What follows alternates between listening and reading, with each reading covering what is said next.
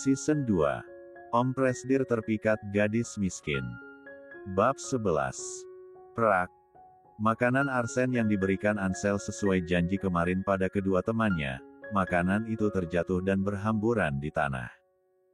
Devan, apa yang kau lakukan? Kau tidak melihat makanan milik arsen jadi jatuh ke tanah. Gino yang marah. Hah, rasakan itu. Anak penjahat memang pantas diperlakukan seperti ini. Kau anak yang sangat nakal, Devan. Aku akan memberitahu ibu guru. Ucap Ansel yang hendak pergi. Devan malah mendorong Ansel yang hendak pergi itu sampai ia akan tersungkur. Namun, Arsen yang berada di dekatnya, menarik Ansel yang akan hampir terjatuh menggunakan tangan kecilnya. Ah, terima kasih Ansel. Ucap Ansel berterima kasih akibat tertolong, kau berani mendorong temanku. Hardik Gino. Apa? Kau berani melawanku? Heh. Ayo lawan aku jika kau berani. Tantang Devan.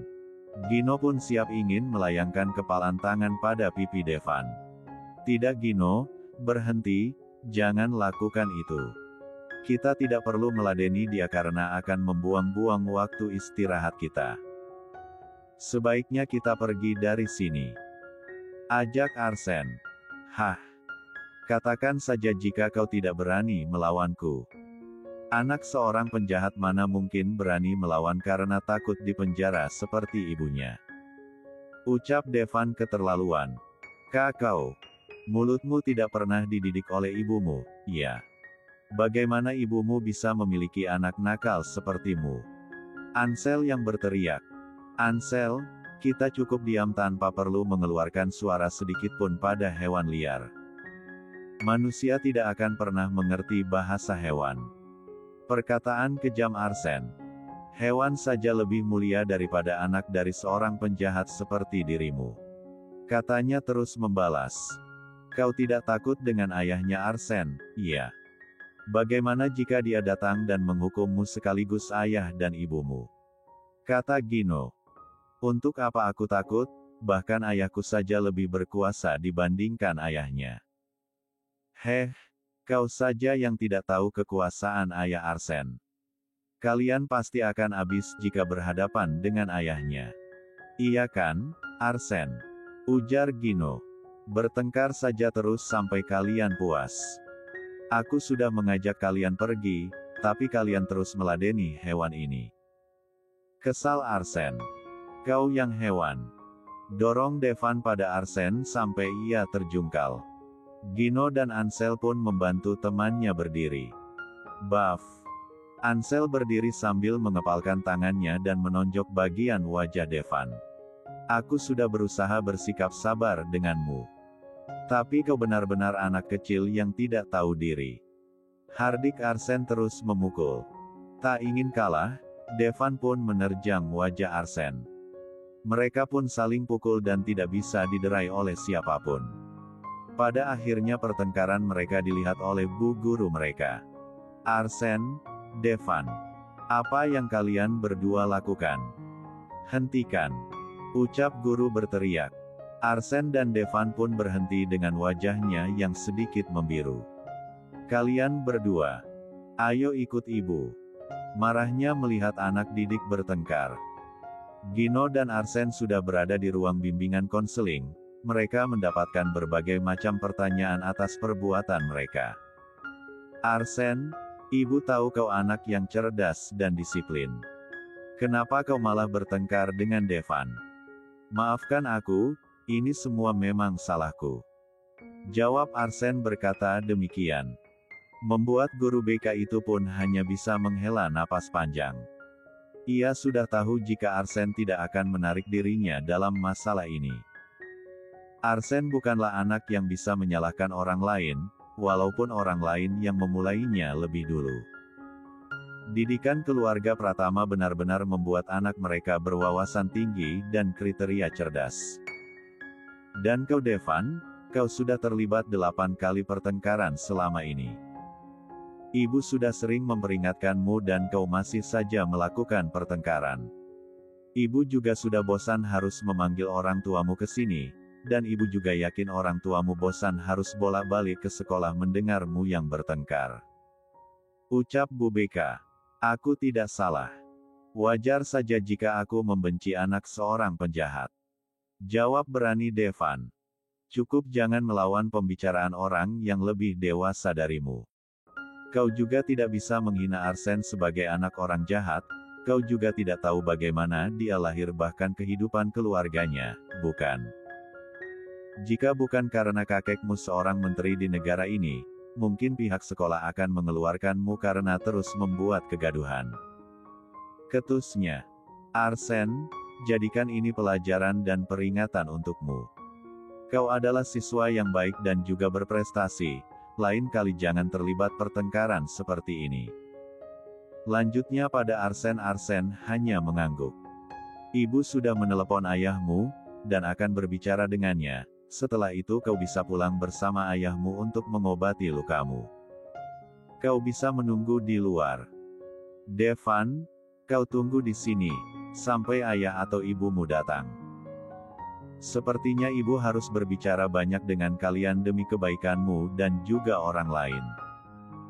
Ucap Bu Beka yang kesal terus memanggil orang tua Devan yang selalu membuat onar. Terlihat dari pertengahan bulan ini, Devan sudah tercatat 8 kali pertengkaran dengan siswa lain termasuk Arsen selaku siswa yang terdidik di perusahaan. Guru Arsen memanggilku datang ke sekolahnya. Dia mengatakan Arsen terlibat pertengkaran. Entah apa yang diinginkan anak itu sampai dia membuatku dipanggil untuk ke sana. Cetus Arya. Tuan muda bukanlah anak yang sering membuat onar di sekolah. Ini terjadi pasti karena pihak yang sering membuat masalah. Ujar Damar menenangkan Arya agar tidak sampai menyulut emosi. Aku akan segera ke sana. Tolong lanjutkan pekerjaanku yang sekiranya kau bisa kerjakan. Tita Arya. Baik Presdir. Jawab Damar di sekolah Arsen. Begini Tuan Arya, kami sangat berbesar hati untuk mengatakan ini pada Anda. Ya, saya sudah tahu. Putraku terlibat pertengkaran dengan cucu seorang menteri. Anda tidak perlu mengatakannya kembali demi menghemat waktu dan kalimat yang digunakan. Jawab Arya dengan perkataannya yang membuat lawan bicaranya menjadi bimbang dan juga gugup. Mungkin bukan hanya gugup karena perkataan Arya yang terlalu cuek. Bu Beka pun gugup akan ketampanan yang terlihat di hadapannya langsung saat ini. Jika seperti ini, dia tidak bisa bersikap profesional menjalankan tugasnya. Baiklah. Sebenarnya kami tahu jika Arsen adalah siswa yang sangat cerdas dan juga sangat terdidik. Kami pihak sekolah hanya ingin memberikan tinjauan pada orang tua seperti yang lainnya, agar Anda dapat membimbing Arsen lebih mempertahankan sisi kebaikannya. Baiklah, saya akan memberitahunya nanti.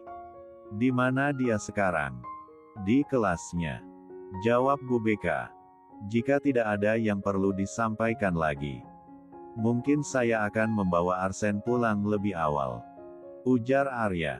Ya, tentu saja silakan, Tuan Arya. Sebelumnya mohon maaf atas sudahnya mengganggu waktu Anda, saya tahu Anda pasti sangat sibuk. Tapi saya memberi apresiasi pada Anda yang peduli pada anak sampai memenuhi panggilan kami di sela kesibukan yang melanda. Ujarnya gemetar. Arya hanya mengangguk tanpa ekspresi. Bu Beka mengulurkan tangannya untuk berjabatan tangan. Namun, Arya langsung pergi begitu saja dan hanya melihat tangannya yang kosong. Bu Beka memahami sifat CEO itu. Walaupun sedih rasanya ia tidak bisa bersikap jual mahal di hadapan Arya dan menjadi wanita yang anggun. Hal itu pun dilakukan Arya tanpa alasan, karena ia sendiri memiliki penyakit alergi yang kambuh kembali sudah lama. Bab 12. Di Mansion. Arya dan Arsen kembali setelah menjemput ia pulang dari keterlibatan pertengkaran yang terjadi. Untung kau ada di sini, Luna. Tadi aku ingin pergi ke rumah sakitmu. Tapi lukanya tidak terlalu parah dan bisa diobati di sini, sehingga tidak jadi dan memutuskan pulang saja. Ujar Arya. Memangnya ada apa, Kak? Kakak terluka? Tanya Luna. Tidak. Bukan aku, tapi keponakanmu. Ketus Arya berkata. Luna melihat Arsen yang berada di belakang Arya, bersembunyi dengan menunduk lesu. Wajahnya lebam. Apa yang terjadi? Tanya Luna menghampiri Arsen dengan cemas. Dia terlibat pertengkaran dengan temannya. Gurunya pun sampai harus memanggilku ke sekolah. Pasti ini sakit, kan? Kenapa kau bisa bertengkar dengan temanmu? Pungkas Luna menelisik luka lebam keponakannya. Gurunya mengatakan kesalahan bukan terletak padanya. Anak yang bertengkar dengan Arsen adalah cucu dari menteri, dia memang sangat nakal. Dan karena mereka berasal dari keluarga seorang menteri, mereka menggunakan kekuasaan itu untuk menindas orang lain. Mungkin dengan begitu ayah dan ibunya tidak mengajarkan tata krama pada anak itu. Jelas Arya. Aku menduga Arsen tidak mungkin melakukan itu pada temannya. Aku sampai terkejut karena Arsen tidak mungkin akan bertengkar. Ya sudah, Bibi akan mengobati lukamu. Biarkan Arsen aku yang mengurusnya, kakak silakan saja kembali ke perusahaan. Baiklah, tolong obati lukanya dengan baik. Ujar Arya langsung pergi kembali ke perusahaan setelah mengantarkan Arsen pulang. Luna pun mengambil kotak P3K di tas dokternya. Ia segera mengobati lebam Arsen di sudut mata, pipi, dan ujung bibirnya. Ah, Bibi. Jangan terlalu kuat.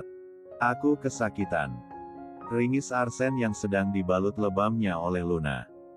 Saat saling pukul tadi, kau tidak mungkin sampai meringis seperti ini. Dorongan apa sampai membuatmu melayani anak yang ingin bertengkar denganmu, Arsen? Bibi tidak akan mengerti, Devan itu anak yang nakal, dia selalu membuat onar di sekolah. Aku sudah berusaha menghindari tapi dia terus mengganggu kami. Jawab Arsen. Ya, tapi kau juga yang salah. Seharusnya kau bisa menahan emosimu. Nasihat Luna. Bibi sama saja seperti ayah. Dia tahu jika bukan aku yang salah, tapi masih tetap memarahiku. Kesalnya. Kenapa kau merajuk? Arsen tidak pernah mengekspresikan perasaan seperti ini. Apa karena kau sedang kesal? Goda Luna. Bibi, apa Bibi tahu mengenai keberadaan ibuku? Sepertinya hanya Bibi salah satu harapan untuk jawabanku. Tanya Arsen. Bibi tidak tahu di mana keberadaannya. Lirih Luna dengan nada kecil. Kenapa kalian menyembunyikan keberadaan ibu padaku? Nenek, kakek, ayah dan saat ini Bibi selalu menjawab tidak tahu. Masalahnya ibumu hanya pergi sebentar. Bibi yakin secepatnya ia akan kembali. Harap Luna yang sangat yakin untuk meyakinkan keponakannya bahwa tidak perlu sedih ataupun khawatir. Apakah dari sejak kecil itu hanya sebentar? Sampai sekarang buktinya dia tidak menemuiku, sepertinya benar yang dikatakan orang tua Devan jika ibuku seorang penjahat, seorang ibu mana mungkin meninggalkan anaknya sendiri. Ketus Arsen. Itu tidaklah benar. Mungkin yang kau maksud adalah Kak Valeri karena dia memang seorang penjahat dan merupakan istri ayahmu, tapi dia bukan ibu yang melahirkanmu Arsen. Bagaimana caraku untuk menjelaskannya padamu? Ayahmu sendiri melarang kami untuk menceritakan ibumu. Penjelasan tidak akan cukup untuk kau bisa bertemu dengan ibumu. Dini, ini sudah lama kau bersembunyi dari kami. Sekali saja datang untuk bertemu dengan anakmu, dia sudah besar dan selalu menanyakan dirimu, gumam Luna bersedih hati. Malam hari. Ibu, aku ingin bercerita tentang temanku. Ujar Ansel pada Dini sebelum ia menidurkan putranya. Ya, kau bisa menceritakannya pada ibu. Ujar Dini yang ingin menidurkan Ansel, namun Ansel ingin bercerita padanya. Ini mengenai temanku yang diceritakan kemarin, Arsen, dia sangat kasihan sekali. Memangnya apa yang terjadi? Apa kalian bertengkar? Bukan aku, tapi Devan yang nakal itu. Dia mengejek Arsen dengan anak penjahat karena ibunya saat ini di penjara. Dia bertengkar dengan Arsen, tapi Devan sendiri yang memulainya dari awal, bahkan dia mendorongku sampai akan terjatuh, dan Arsen yang menolongku. Nakal sekali, sesama teman seharusnya saling mengasihani bukan malah bertengkar. Iya benar. Dan ibu tahu. Tadi ayahnya Ansel datang ke sekolah. Ayahnya sangat tampan sekali, Bu. Aku ingin sekali menyapa tapi aku malah diam saja karena paman itu tampan sekali. Oh, karena Ansel terkagum oleh wajahnya itu, kau jadi terpaku menatapnya. Pungkas Dini. Iya Bu. Lain kali jika aku bertemu dengan ayah Arsen, aku akan mencoba untuk menyapa. Memangnya setampan apa? Apakah ketampanannya melebihi ayahmu? Tanya Dini yang tidak tahu menahu jika anaknya sedang membicarakan Arya. Dia sangat tampan sekali. Bu. Ayah masih kalah dengan ayahnya Arsen. Puji Ansel yang mengagumi. Hah. Sud. Jangan keras-keras. Nanti jika ayahmu mendengar, dia pasti cemburu. Bisik Dini. Hah. Biarkan saja ayah mendengarnya. Agar ayah tidak terlalu percaya diri menyebutnya tampan, dan agar ayah bisa tahu jika ayahnya Arsen lebih tampan darinya. Keke Ansel tertawa bersamaan dengan Dini lalu berkata kembali. Tapi ibu makanan yang ibu buatkan untuk Arsen, Devan juga menghempaskannya sampai jatuh ke tanah, Bu. Sehingga saat istirahat tadi Arsen jadi tidak makan, dan wajahnya juga lebam. Ketika aku sakit, ibu pasti akan mengobati dan merawatku karena ibu sendiri seorang dokter. Tapi Arsen tidak ada ibu, bagaimana dia bisa sembuh dari lukanya setelah dibawa ke rumah sakit? Ujar Ansel. Dini jadi terhanyut dalam pikirannya sendiri, ia jadi teringat putranya yang bersama dengan Arya. Ia sendiri bahkan meninggalkannya bersama keluarga itu. Bagaimana jika anak yang diceritakan Ansel sama persis seperti yang dialami putranya itu, karena ia sendiri sebagai ibunya tidak ada di sana. Putraku, bagaimana denganmu saat ini? Apakah kau pernah merindukan ibumu? Ibu ada di sini, tapi ibu tidak mengenal wajahmu. Bagaimana cara ibu menggapai dirimu? Ibu harap kau bahagia bersama ayahmu di sana dan juga nenek yang pasti sangat menyayangimu. Ibu berharap nasibmu tidak sama seperti anak yang diceritakan Ansel di sekolahnya. Gumam Dini mengeluarkan air mata.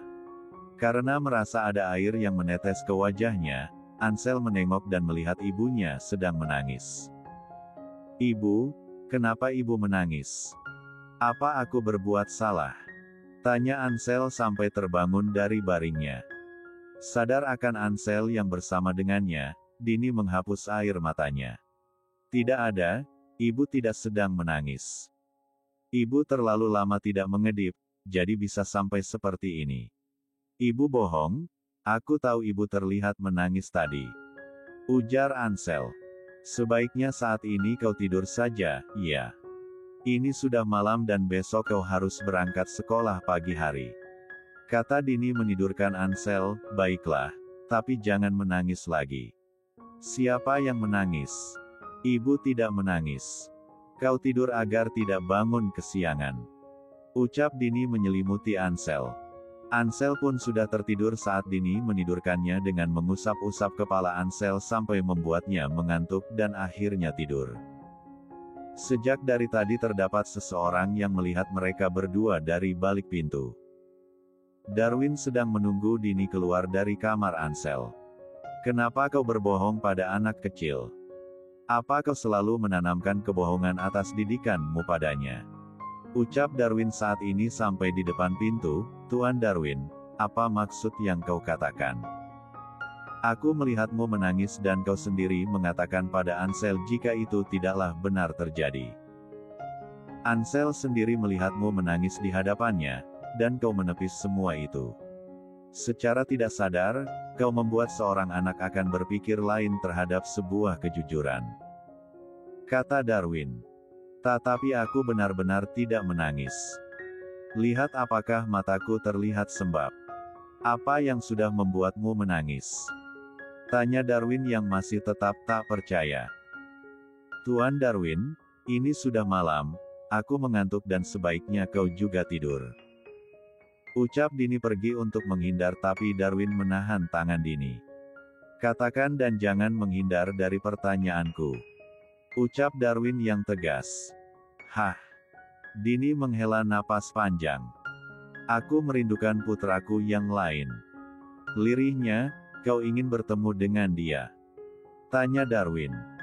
Bagaimana mungkin aku tidak ingin bertemu dengan putraku itu? Putraku yang selalu aku rindukan dan selipkan setiap doa untuknya, kau juga tahu sendiri. Mendengar Ansel bercerita tentang temannya itu, aku takut jika putraku bernasib sama seperti anak itu yang jauh dari ibunya. Aku tidak bisa membayangkan seberapa menderitanya dia. Jelas Dini terus terang. Jika kau ingin, kita bisa pergi menemuinya. Tawaran Darwin. Aku selalu bersedia untuk bertemu dengan anakku.